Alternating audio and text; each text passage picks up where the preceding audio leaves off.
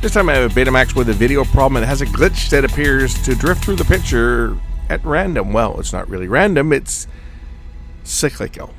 Let's check it out. This time I have a Sony SLHF360 Betamax. This came in at the same time as that little pocket radio that we just saw the video for. The little micro radio came from the same guy. This actually came from back east, and it was shipped to a fellow that was in Kamloops who was heading down for a wedding, and he drove it down and dropped it off. So when it goes back, we'll figure out a way to get it back. But this one here, apparently it's got a problem. I don't even know what the problem with it is. We're going to hook it up to the monitor, fire in a tape, and see what it does. Before I do that, we'll take the top off it and give it a visual inspection, because I always like to give equipment the good old visual inspection before digging into it.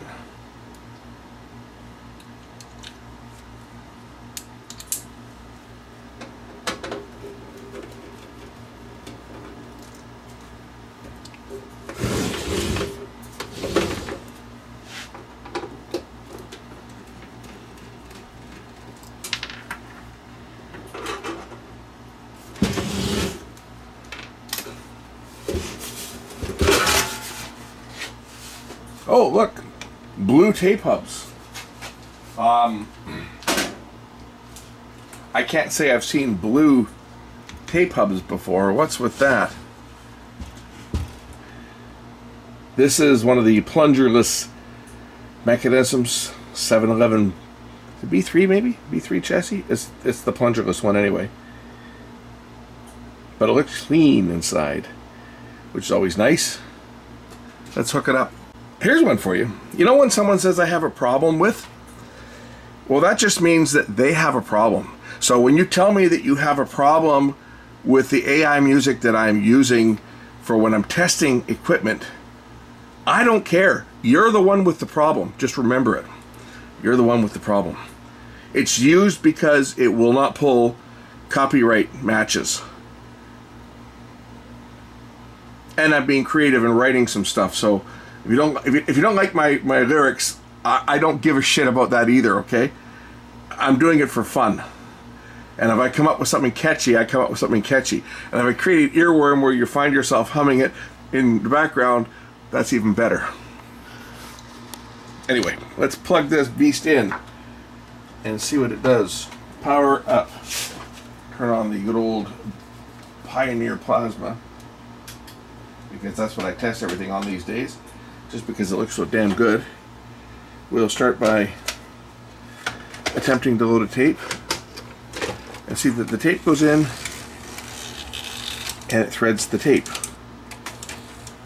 And press play. And I don't have a very good picture, but I do have a picture, but not very good. So I don't know what the problem with this is. Let's just take a look at it. Let's put this tape on with music I can't play, and we'll see whether it plays or not.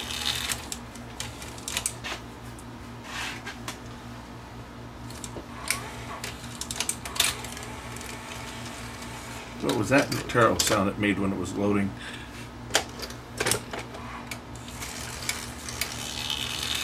Well, I guess that's just the mechanism. Sounded like it was eating the tape there, but it didn't. It was just, that's just the way it is. I have a picture. It's oh, there's better. Just the tracking control, and it might help. Actually, it's not looking bad. It actually looks very good. I don't know what the problem with this is. I was on the understanding that it didn't play. It's got the wrong remote that was shipped in with it. This is a remote for, I think this is for a 2500 or a 2700. It's got the swing search on it with this, the 5 speed step, 1/10, 1/5, 1 time and 2 times, forward and reverse.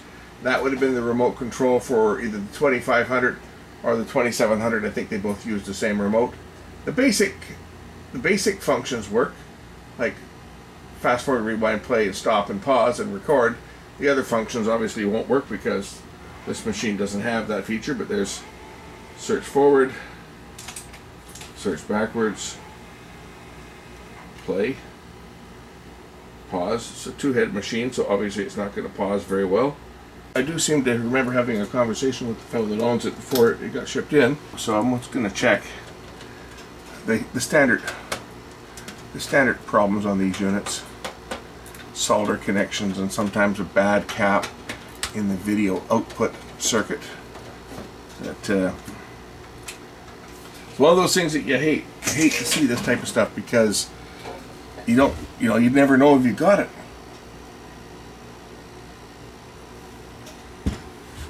This is a belt drive, 2 motors for the drum and the, oh, that's crumbling away.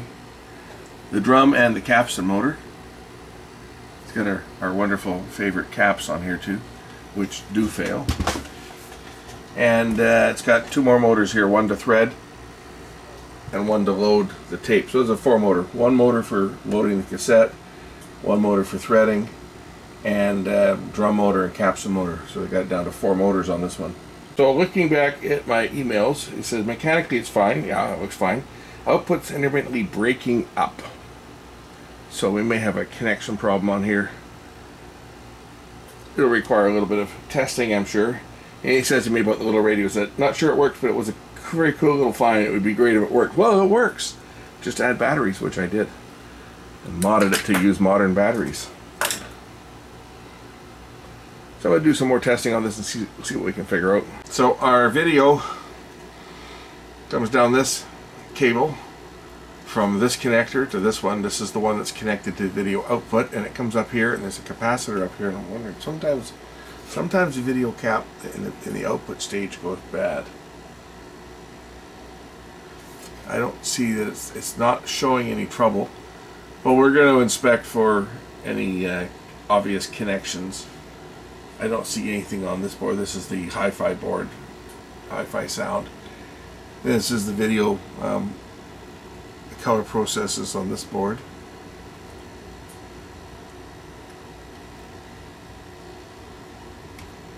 And the luminance process on this board here. This was near the end of the production for Betamax. Shouldn't say for beta, because of course there was the professional beta cam was in its prime when this one was made. But this was one of the machines that was near the end of the Betamax run, and they had them down like VHS machines.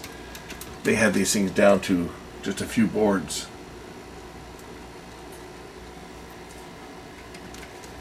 Compared to the earlier ones. I am seeing these lines. I wonder if that's what he's talking about. See the lines drifting through the picture? It shouldn't do that. I don't think that's the tape. There's tracking. It tracks fine.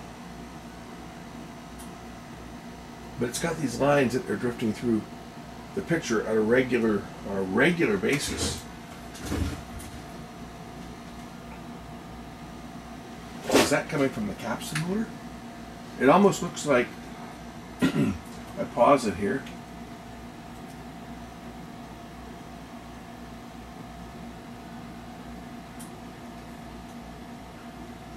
I'm wondering if that capstan motor is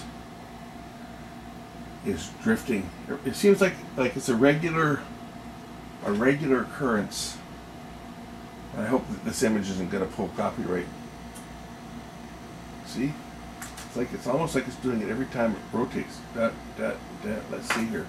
If I stop the capstan motor from turning, of course it'll go into shutdown, but it almost looks like some type of interference, you know? Put on this tape.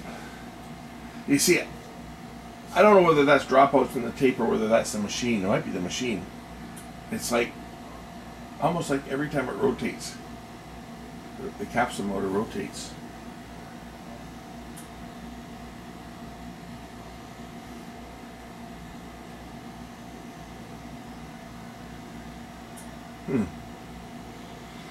I think what I'll do is I'll disconnect the belt and turn the reel by hand and just take the loading off, just in case something in the reel drive is loading it down every time it makes a rotation and it's causing it to mistrack slightly. That's weird. It made no difference.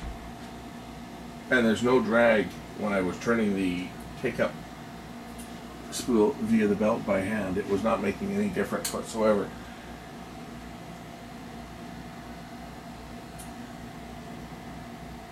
I'm curious if one of those surface-mounted electrolytics, or all of them, are maybe. You see, I've seen these glitches on a regular going basis, but what I don't know is whether the tape's so old it's full of dropouts. So I'll try another tape and see whether it experiences the same issue. I'll try a Beta 1 tape because I think this one can play back Beta 1S. Well, okay, is it going to kick up? There we go. Kicked up to See, I recorded some of these test tapes years ago off of YouTube, back when Lounge V didn't care. They gave away all the content and they said, hey, you can use this for whatever you want. You can play it in your doctor's office, your dentist office, retail store. You can use it to help you sell televisions. And everything was good until a few years later they decided that, yeah, you could do whatever you wanted, but you could not use it on social media. And if you use it on social media, they're going to file a copyright claim, which they do. So I can't show you the image. But it's looking okay. I just see this blip, and it almost seems like it's every time the capstan motor rotates. It's a regular little glitch that shouldn't be there. And this appears to be a very, very low hours machine. Like really low. I don't see any wear on the upper drum. No shine or anything from the tape polishing it while it's rewinding and playing. Something you see on a lot of the old betas is the upper drum gets like a mirror finish to it. It's not. This looks brand new. Like this machine looks like it was just unboxed. And it plays Beta 1 SHB just fine. Because they finally, after the SLHF360, when Beta 1 SHB became a reality, they started building that playback speed and playback mode into the other machines that followed, so that if you had tapes that were made on an SLHF360 like this one that were shot in the Beta 1 with the super high band option turned on, that you'd be able to play it. And this machine's playing it perfect. Other than that little glitch that I see, I'm wondering if it's those caps on the capstan motor. Because it almost seems like it's a glitch that's happening every time the motor makes a rotation. Let's just check them for ESR. See how they look. So let's just see if I'm right. Are these surface mounted caps bad? It could be. Let's see here. Let's get the meter on here. We'll zero it out. Because these could certainly cause interference if they're filters, right? But they're part of the three-phase generation for the three-phase motor. Let's just measure here. These are 47 microfarad at 16 volts, so these should be sitting down like I don't know what, 1.6. And that guy looks like he's open right there. That one is open, and that one is open, as is that one. I think we might have a problem foul on this one. Let's change them out. I'll just put regular conventional caps on, and we'll see if that gets rid of that glitchiness that I see on playback that should not be there. Oh, this one looks like it's been leaking too. Or is that just, maybe not. That might be paint on the board. But definitely, yeah, our ESR is they're measuring open. So they are bad. See, I'll show you guys again. I don't know if you could make sure that I was making a good connection. Get rid of this stupid light. I hate it. It's in my face all the time. I gotta get a shorter arm. You see, like that should be like, it's a 47 microfarad, a 16 volt. They're open. These caps are bad. Well, at least we know that there's a problem with it. So let me get some new caps and we'll cut those old ones out and replace them and see if it improves. I think it probably will. I think this is where my fault is on this one.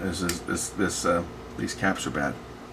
When you are working around one of these motors that has got this magnetic layer on the outside that's picked up by this FG coil or FG detection IC, you got to be really careful when working around here with a soldering iron.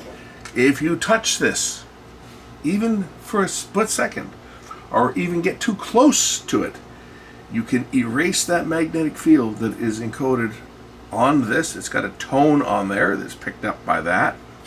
And if you touch it, you will erase it. And if you erase it, then it's really going to screw up the motor.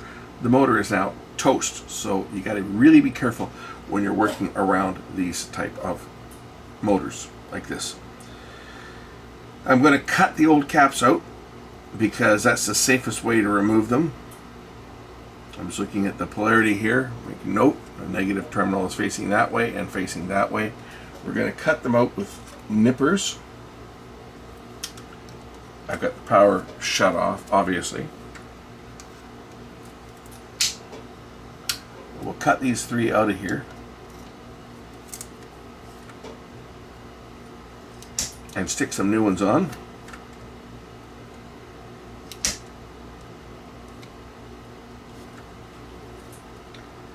Completely dry, which is what I expected.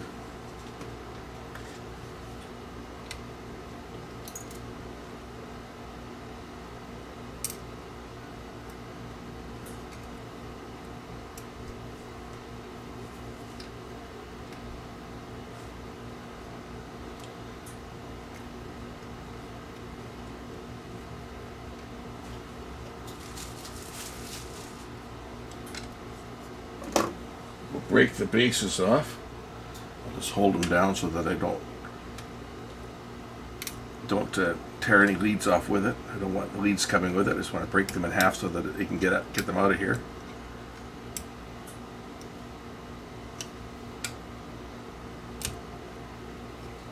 Okay. Now we can pick out the pieces. I should have said pick up the pieces, then I could have played that song.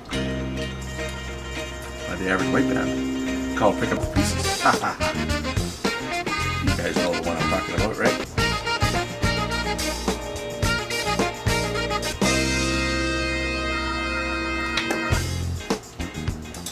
Pick out the pieces.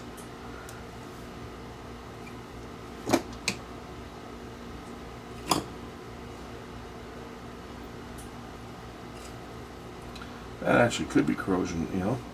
Looked like paint or something, or ink, but it could have been corrosion from these leaking caps, because I'm sure that they did leak when they still had electrolytic in them, when the seals failed. I'm sure that they probably did spew a bit. But we got new ones to go in, 3 new caps. We're just going to tack them down to the board. Look at this. They're not even copper leads. They're sticking to the magnet. They're steel leads. What cheap caps. Everything's gotten so cheap these days, right? Cheap, cheap, cheap, cheap, cheap, cheap, cheap. Not that those original caps were any better. After all, they dried out after how many years? Should last longer than that. That's all I got to say about that. Prep the new parts. Well, prep the pads on the board first, and then prep the leads, and then just stuff them on there.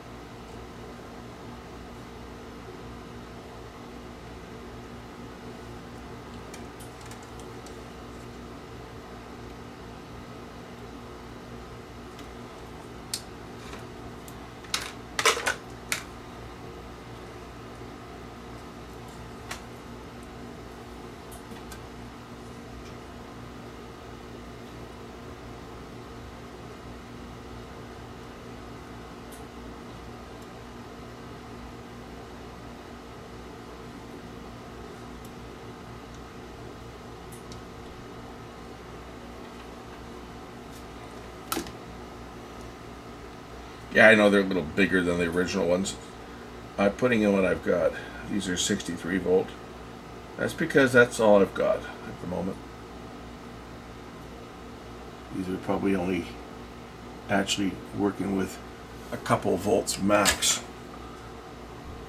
Alright. Caps are replaced. Let's see if it improved the picture. I bet it does. There we go. Did I improve the picture? What do you think? Most certainly I improved the picture. Those glitches that we were seeing, that's a dropout, that one. Those glitches we were seeing that were going dit, dit, dit. Every time the capsule motor made a rotation, we were seeing glitches. I'll go to the other tape. That was the beta 1 tape. We'll go to the beta 2 tape now. Me tracking the tape up. But no more glitches.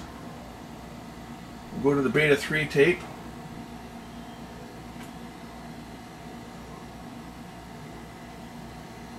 Looking good.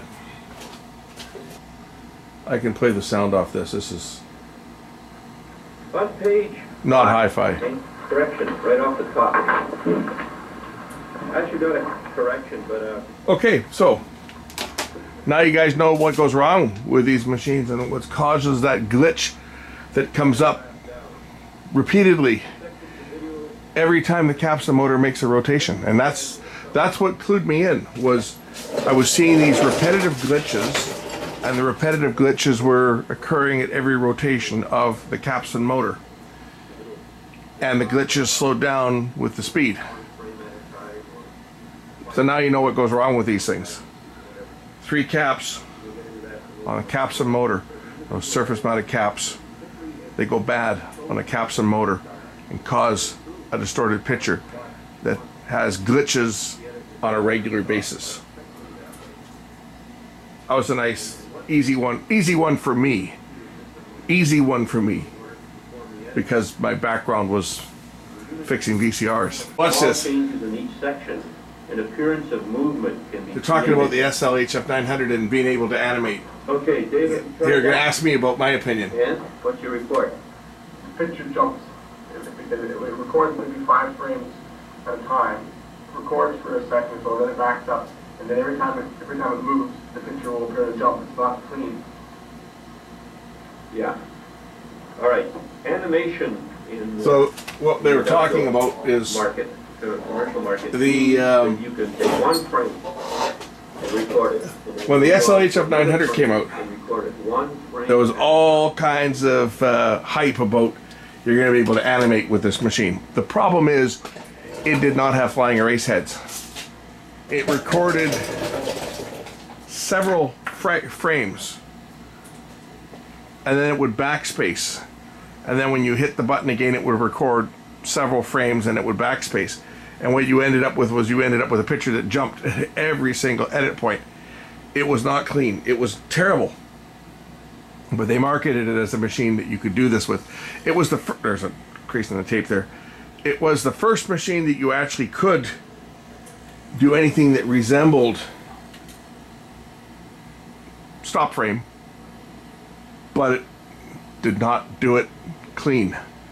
It wasn't until we got the SLHF1000 that you could actually do that. The 900 was just a nice deck for recording off TV, and I have a 900. I have a 900 and I have 2 1000s. And I got a 900 in for service and a 750 in for service, which we'll see next. They're shipped in from Toronto. This one came from Thunder Bay. I'm getting all the machines from back east sent to me because apparently nobody in the east services these machines. So everybody out in the east is having to send them out to me to repair them. Anyway, I'm gonna just put my beta 1 tape in here and let it play, just because this one can play beta 1, so why not? I'm going to just do some testing on it, but this one is fixed.